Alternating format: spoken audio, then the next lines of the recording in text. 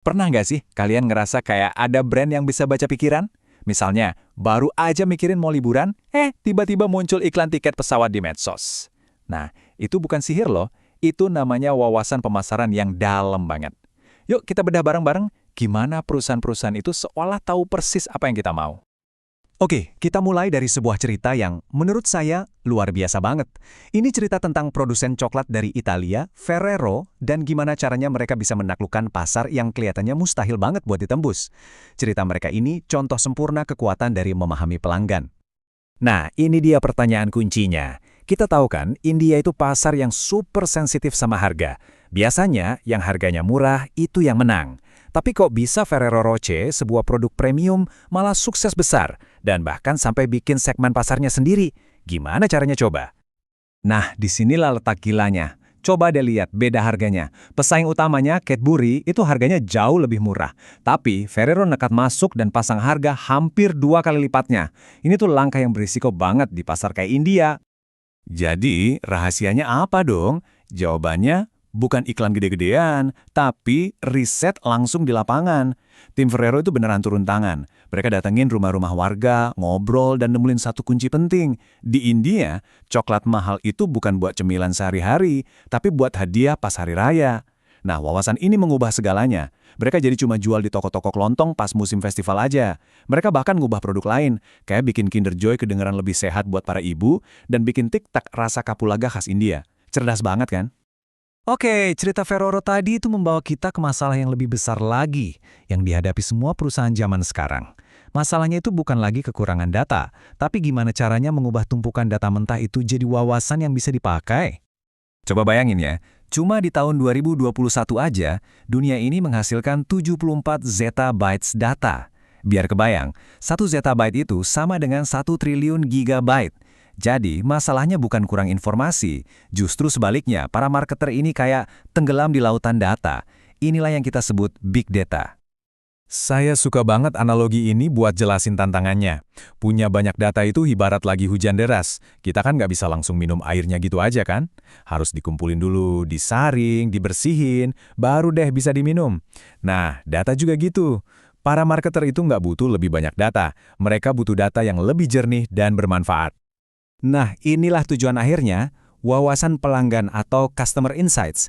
Ini tuh bukan sekedar angka atau data mentah ya, tapi pemahaman yang benar-benar dalam tentang apa sih yang pelanggan mau dan butuhin, bahkan kadang sebelum mereka sadar. Wawasan inilah yang jadi bahan bakar buat semua keputusan pemasaran yang cerdas. Terus, gimana caranya para marketer ini nemuin harta karun wawasan tadi? Ternyata, ini bukan main tebak-tebakan atau pakai ilmu sihir loh. Ada prosesnya, ada semacam buku panduan yang mereka ikuti. Yuk kita intip isinya. Kelihatannya sih simple ya, cuma 4 langkah. Tapi setiap tahap ini tuh krusial banget. Gak bisa kita langsung ngumpulin data tanpa tahu masalah apa yang mau dipecahin. Itu langkah nomor 1. Baru deh setelah itu bikin rencananya. Jalanin rencananya. Dan yang paling penting, nerjemahin semua data mentah itu jadi sebuah jawaban. Nah, pas merancang riset, marketer itu punya 2 pilihan sumber data. Ada data sekunder, ibaratnya kita pakai data yang udah ada, kayak riset dari perpustakaan gitulah, cepat dan murah. Terus ada data primer. Nah, ini beda. Kita kumpulin data baru sendiri, khusus buat masalah kita. Memang lebih lama dan mahal, tapi hasilnya jauh lebih spesifik. Biasanya nih, wawasan terbaik itu justru datangnya dari data primer. Jadi pertanyaannya sekarang, gimana sih cara mereka ngumpulin informasi baru ini langsung dari kita, para konsumen?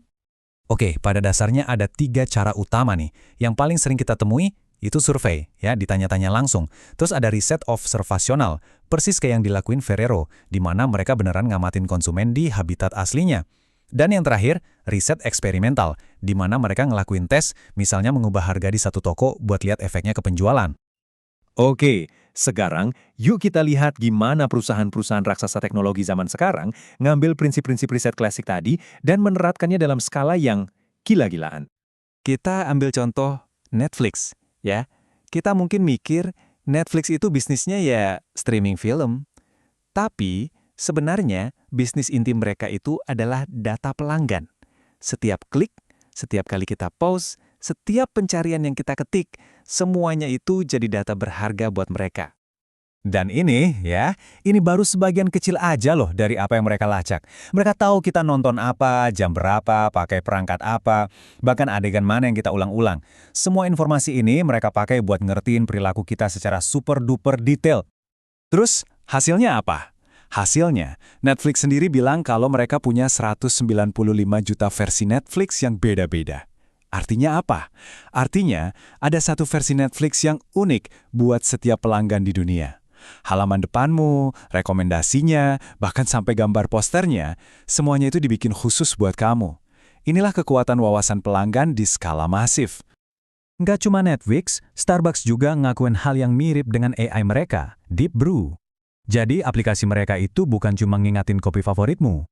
Aplikasi itu juga nganalisis riwayat belanjamu, cuaca hari ini, bahkan stok di toko terdekat buat merekomendasikan minuman yang paling mungkin kamu pengen saat itu juga.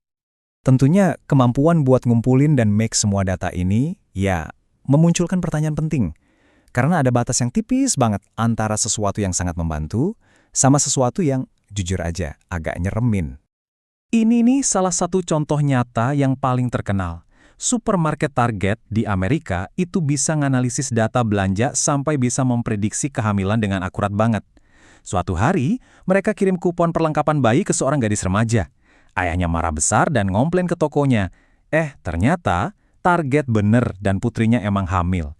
Cerita ini nunjukin banget nih dilema privasi yang kita hadapi. Jadi inilah barternya, inilah pertukaran yang kita hadapi sekarang. Di satu sisi ada personalisasi. Kita bisa dapat penawaran yang relevan, rekomendasi yang pas, yang bisa hemat waktu dan uang. Tapi di sisi lain ada privasi.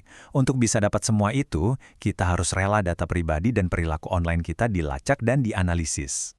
Nah, ini ngebawa kita balik lagi ke pertanyaan di awal tadi, tapi sekarang dengan sudut pandang yang baru. Jadi, lain kali ada iklan yang rasanya pas banget muncul di layar kalian, atau ada brand yang seolah tahu banget apa yang kalian mau, gimana perasaan kalian? Merasa terbantu atau merasa sedikit terusik? Gak ada jawaban yang gampang, dan inilah dilema yang bakal terus kita hadapi di dunia yang serba terhubung ini.